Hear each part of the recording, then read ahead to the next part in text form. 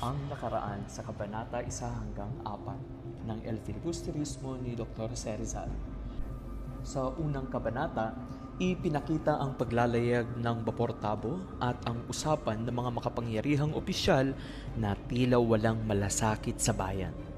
Samantala, sa ikalawang kabanata naman, makikita ang kalagayan ng karaniwang mamamayan sa ibabang kubyerta, kasama sina Basilio at Isagani at dito rin unang lumitaw si Simon.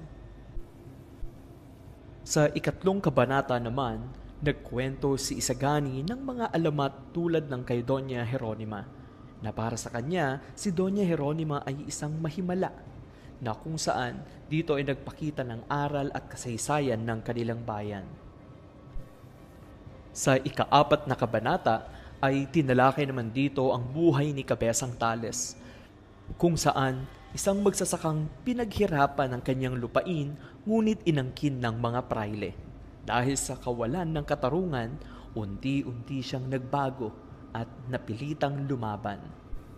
Kung babalikan natin ang nakaraan ni Rizal, ay makikita natin na tila walang pinagkaiba ang kabanatang ito sa naranasan ng kanyang pamilya buhat na nagkaroon ng iringan sa lupa.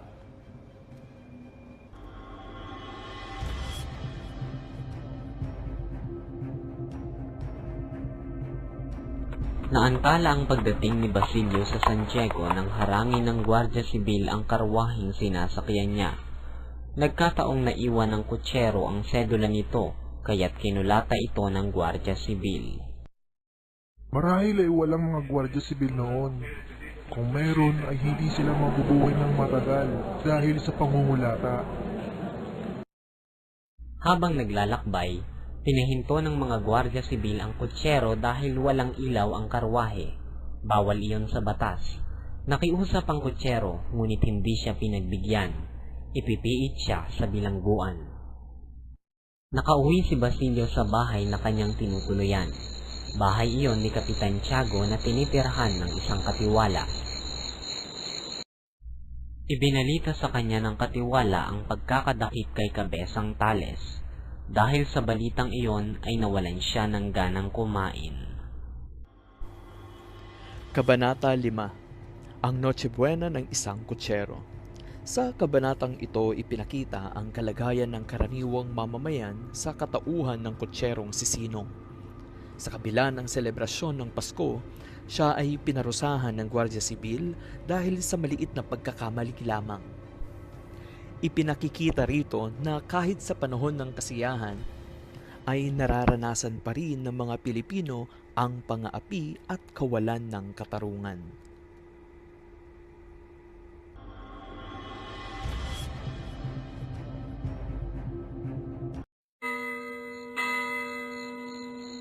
Ginising si Basilio ng ripeke ng kampana para sa Misa de Gallo. Palihim siyang nanaog ng bahay at tumungo sa gubat na kinahihinlayan ng kanyang ina. Nasa paanan ito ng malaking puno ng balete. Habang nasa puntod, naalala ni Basilio ang kanyang mga napagdaanang hirap sa mga nagdaang panahon. Nang mamatay ang kanyang ina, nilisan niya ang San Diego upang magpaalila at makapag-aral sa Maynila. Ngunit maraming beses siyang nabigo. Mabuti na lamang at natagpuan niya si Kapitan Tiago na taga San Diego rin. Kinuha siyang utusan at pinayagang makapag-aral sa San Juan de Letran. Sa kabila ng pang-aalipusta ng ibang tao sa kanyang payak na pananamit, nagtapos siyang may markang sobresaliente at mga medalya. Inilipat siya ni Kapitan Tiago sa Ateneo Municipal kung saan nag-aral siya ng pagka-bachelor at pinuri ng kanyang mga profesor. 2 buwan na lamang matatapos na niya ang medisina. Mapapakasalan na rin niya si Judy. Kabanata 6. Si Basilio. Dito nagbalik si Basilio sa libingan ng kanyang ina na si Sisa. Naalala niya ang kanyang mapait na nakaraan, ang hirap, sakit at pagkawala nito. Sa kanyang pag-iisa, muling lumitaw ang misteryong si Simon na magdadala ng malaking pagbabago sa kaniyang buhay.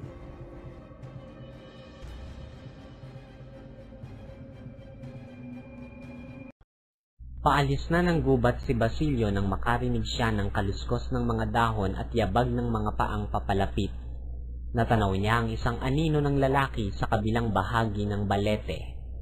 Kumuha ito ng asarol at nagsimulang maghukay.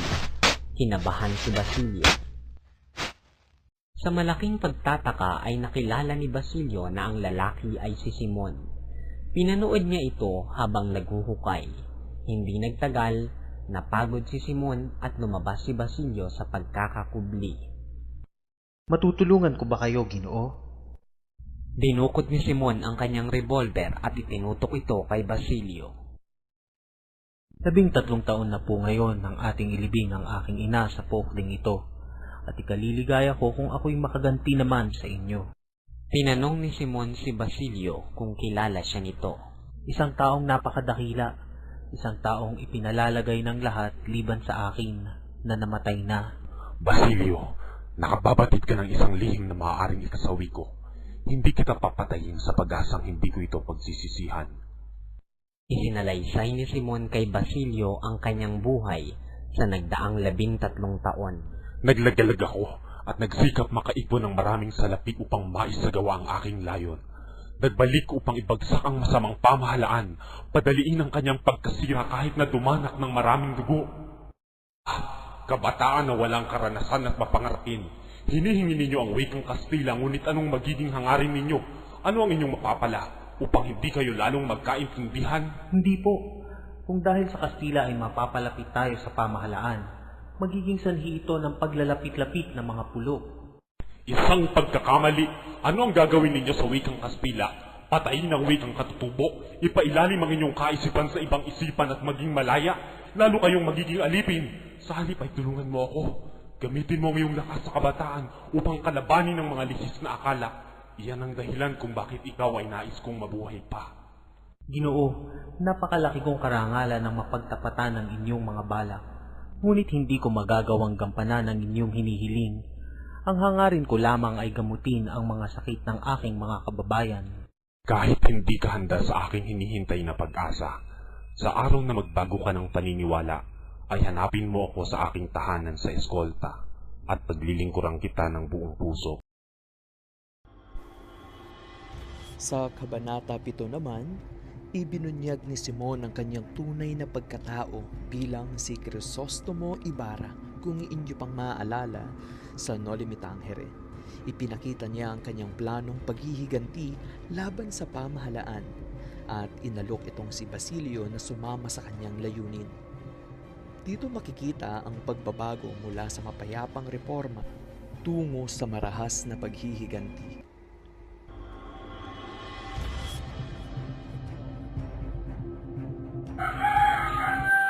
Nang magising si Huling, namumugto pa ang kanyang mga mata.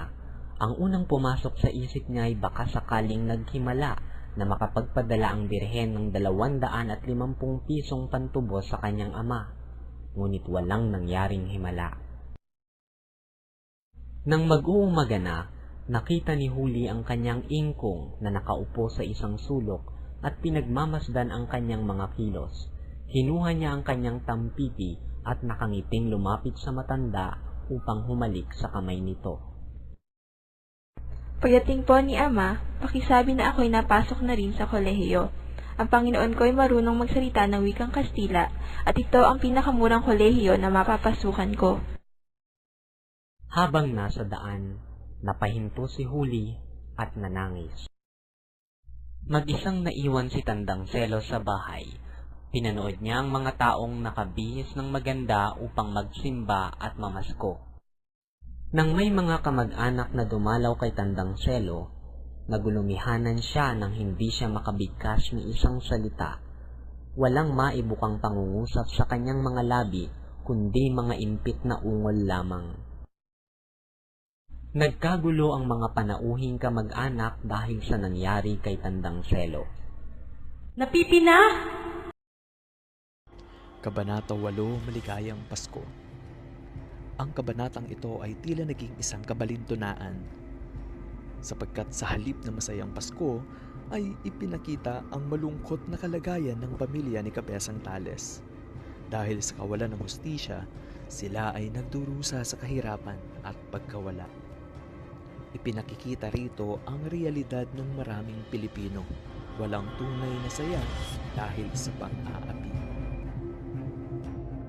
Nang makarating sa bayan ang balita ng kasawiang palad ni Tandang Selo, ang ilan ay nahabag at ang iba namay nagkibit balikat. Walang may kasalanan sa pangyayaring iyon at walang masisisi. Nang mabatid ni Hermana Penchang na siyang pinaglilingkuran ni Huli ang nangyari, pinadadalahan tayo ng Diyos ng gayong mga parusa dahil tayo'y makasalanan o may kamag-anak na makasalanan na dapat sana'y tinuruan natin ng kabanalan subalit hindi natin ginawa. ang tinutukoy na makasalanang kamag-anak ay si Huli. Akalain ninyong ng isang dalagang maaari ng mag-asawa ay hindi pa marunong magdasal? Kung dasalin ng aba, Ginoo Maria, ay hindi man lang humihinto sa sumasa iyo.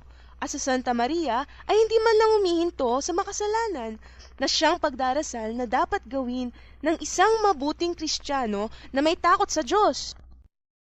Tinuruan ni Hermana Penchang si Huli ng wastong pagdarasal. Pilit ding pinabasa kay Huli ang librong Tandang Basyo Makunat na sinulat ng isang praile. Lumuwas sa Maynila si Basilio upang kunin ang kanyang natipong kwalta upang matubos si Huli. Nagsaya ang mga praile dahil sa pagkapanalo nila sa usapin laban kay Kabesang Tales. Sinamantala nila ang pagkakabihag dito upang ipagkaloob sa iba ang lupain nito. Nakalaya si Kabesang Tales sa tulong ng kwaltang naipon ni Huli. Nang dumating ang kabesa sa sariling tahanan ay nakita niyang iba na ang nagmamay-ari nito, pati ng kanyang lupain. Napaupo na lamang siya sa piling ng kanyang ama at hindi na halos nakapagsalita sa buong maghapon. Kabanata 9, si Pilato.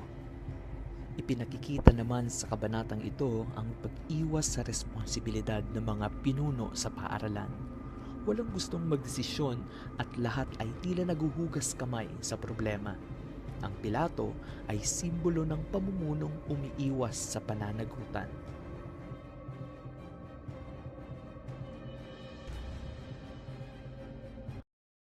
Nakituloy ang mag-aalahas na si Simon sa bahay ni Kabesang Tales. Sa kabila ng paghihikahos ay hindi pa rin nalilimutan ni Kabesang Tales ang kaugaliang Pilipino, kaya't hindi magkandatuto sa pagtanggap sa panauhing dayuhan. Dumating sa bahay ni Kabesang Tales ang mga mamamayan ng San Diego at Tiani upang bumili ng alahas kay Simon. Ayaw ninyo marahil ng mga alahas na pangkaraniwan o mga huwad lamang. Siya nga po, mga brilyante, matatandang brilyante, mga bato sa una. Marahil naman, at ako'y may mga matatandang alahas. Mayroon po akong mga kwintas ni Cleopatra, mga sadyang nakuha sa mga piramide, mga singsing ng mga senador at mga ginoong taga-Roma na natagpuan sa mga guho ng Cartago. Marahil ay mga pinadala ni Anibal pagkatapos ng labanan sa Cannes. Bukod dyan, may dala rin akong mahahalagang hikaw ng mga babaeng taga-Roma.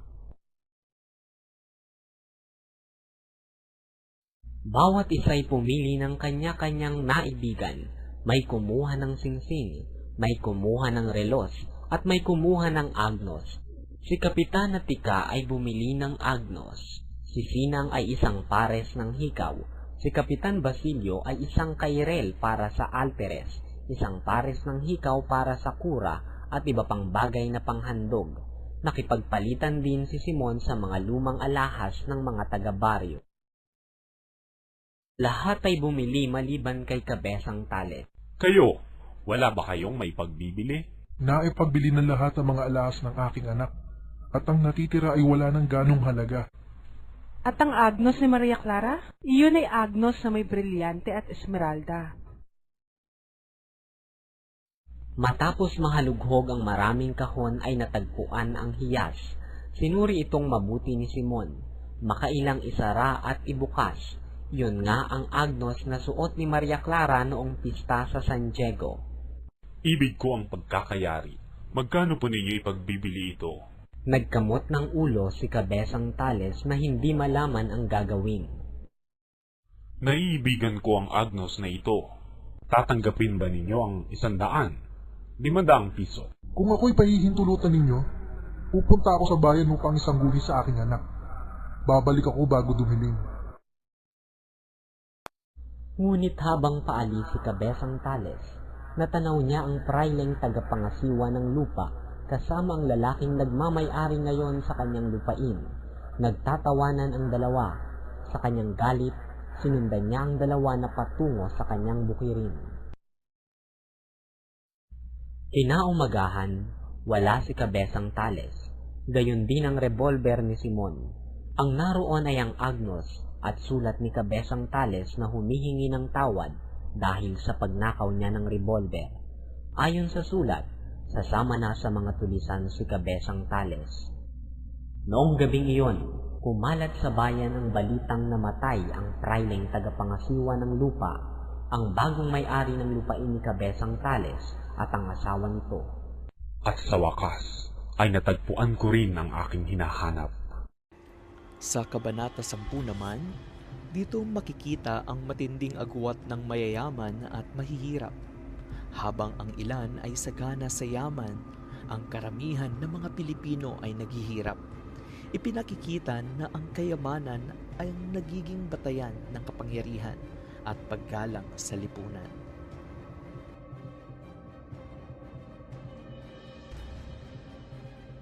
Isa sa mga huling araw ng Disyembre, naglalaro ng tresilyo sa sala ang Kapitan General kasama sina Padre Sibila, Padre Irene, Padre Fernandez at Simon. Tinanong ni Simon sina Padre Sibila at Padre Irene kung ano ang kanilang itataya. Ano ba ang maitataya namin? Ang general ay makatataya ng anumang maibigan, ngunit kami mga pari. Kayo ni Padre Irene ay magbabayad ng pagkakawang gawa, panalangin, at kabaitan.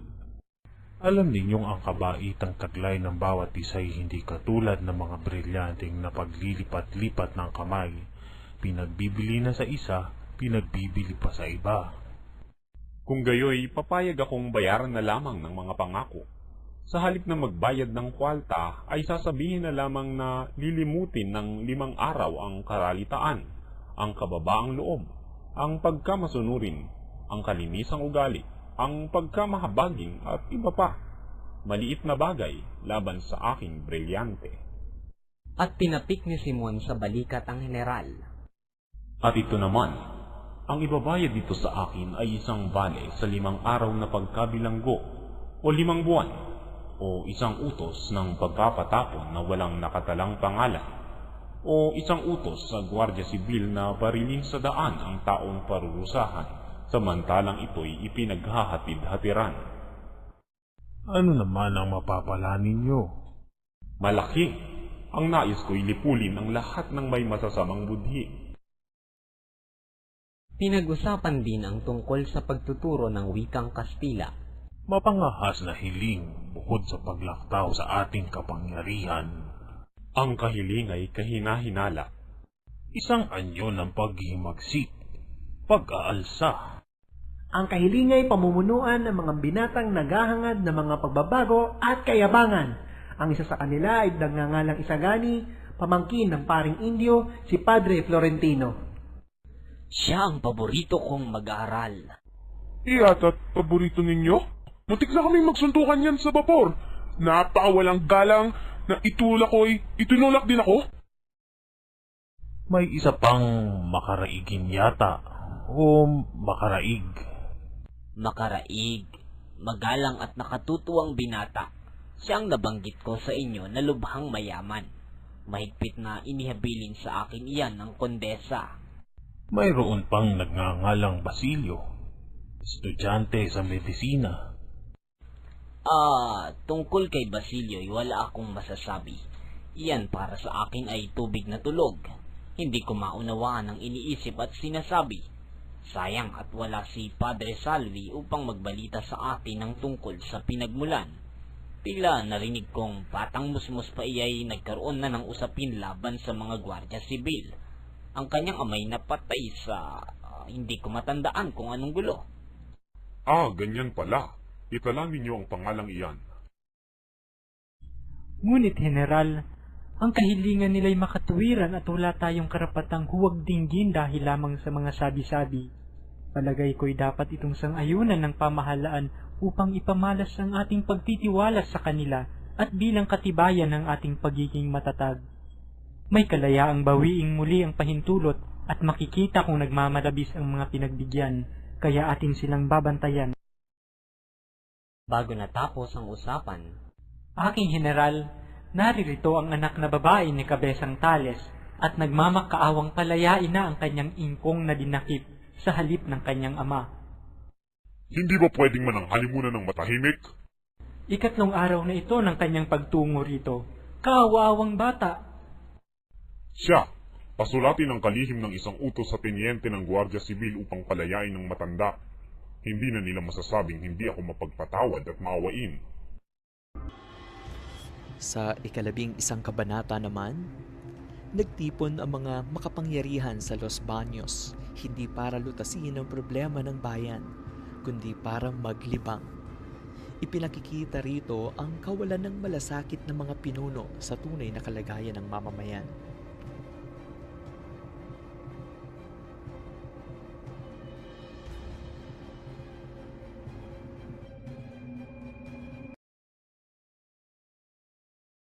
masama ang loob ni Placido Penitente habang naglalakad sa eskolta patungong Universidad ng Santo Tomas. 2 beses na siyang sumulat sa kanyang ina upang huminto sa pag-aaral upang magtrabaho, ngunit hindi siya pinayagan. Ang paghahangad ni Placido na tumigil ng pag-aaral ay palaisipan sa kanyang mga kababayang taga-Tanawan. Siya ang pinakamatalino sa kilalang paaralan ni Padre Valerio Roon, kung kaya tinuturing siyang filibustero. Hindi naman siya sugarol, walang kasintahan. Pinawawalang halaga ang mga aral ng tandang Basyo makunat at mayaman. Nakasabay ni Placido si Juanito Pelaez sa pagtawid sa tulay ng Espanya. Nagaliw ka bang mabuti, Penitente? Ganoon. Ikaw? Masayang masaya. Naanyayahan ako ni Padre Camora na magbakasyon sa kanilang bayan. Sumama ako, at sapagkat maraming magagandang dalaga, hinaranan naming lahat. Napakasaya, walang bahay na hindi namin pinanhik.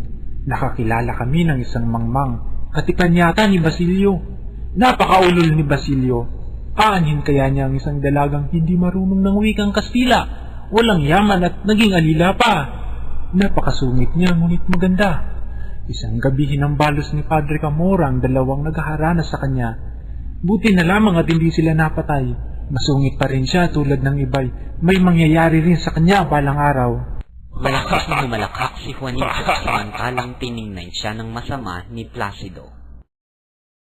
Nang sila'y nasa universidad na at naghihintay sa mga propesor, isang karwahe ang huminto na naging sanhi ng bulong-bulungan ng mga binata. Bumaba sina Paulita Gomez, ang katipan ni Isagani, at Doña Victorina. Ngumiti at buong giliw na binati ng Doña si Juanito na yumukod sa harapan nito ng buong galang. Namula naman si Isagani, ngunit kiming nagpugay. Habang papunta sa kanyang klase si Placido, tinawag siya ng isang estudyante upang lumagda sa isang papel. Mamaya na, ibig ko munang mabasa. Napakahaba, hindi mo ba nakikita? Si Macaraigat ang iba'y humihiling na makapagpatayo ng isang Akademya de Castellano. Bagay na isa lamang kalokohan. Mamaya na, nagsimula ng klase ko. Nasa titik o na ang propesor sa pagtawag sa pangalan ng mga estudyante nang sumungaw si Placido sa pinto ng kanyang klase. Aalis na sana siya dahil natawag na ang kanyang pangalan. Ngunit naisip niyang malapit na ang kanilang pagsusulit at hindi man lang siya natatanong o napapansin ng propesor. Inisip niyang ito na ang pagkakataong siya'y makilala. Katumbas ito ng pagpasa sa loob ng 1 taon. Kaya pumasok si Placido ng walang ingat. Pakaladkad niyang nilakad ang kanyang sapatos. Napansin ito ng propesor at tiningnan si Placido na parang sinasabing, Walang galang, magbabayad ka rin sa akin. Sa ika-12 kabanata naman, umikot ang kwento sa karanasan ng estudyanteng si Placido Penitente. Nakaranas siya ng hindi makatarungang sistema ng edukasyon, kaya nawalan siya ng gana sa pag-aaral. Siya ay sumisimbolo sa kabataang nawawalan ng pag-asa dahil sa maling sistema. Sa kabuuan ng Kabanata 5 hanggang 12, malinaw na ipinakita ang iba't ibang anyo ng pang-aapi sa karaniwang mamamayan, magsasaka, estudyante at maging sa buong lipunan. Ipinapakita rin nito kung paano unti-unting nabubuo ang galit at pagnanais ng pagbabago. At sa huli, nais kong iwan ang tanong na ito. Kung tayo ay nasa kanilang kalagayan, pipiliin ba natin ang tahimik na pagtitiis o ang paglaban para sa katarungan? Huwag kalimutang ilagay ang inyong sagot sa comment box at yan ay aking hihintayin. Maraming salamat.